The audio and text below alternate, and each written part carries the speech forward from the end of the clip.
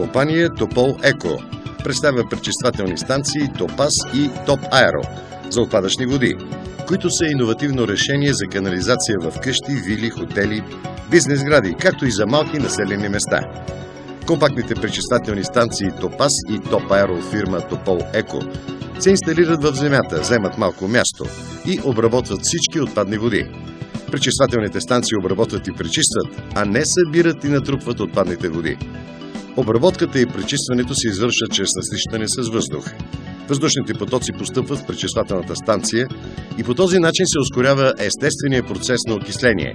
Създават се идеални условия за появата и разпространението на аеробни бактерии, които извършват процеса на пречистване на отпадъчните води, и на изхода на пречиствателната станция се получава чиста техническа вода, която може да се използва за поливане на тревни площи, измиване на автомобили или може да бъде зауствена в водоприемник втора категория.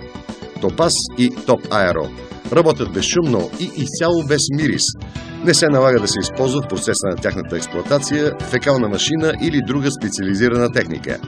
Станциите са екологично чисти и отговарят на световните стандарти за пречистване на отпадни води. Срокът им на служба е повече от 50 години. Материал – специален висококачествен полипропилен.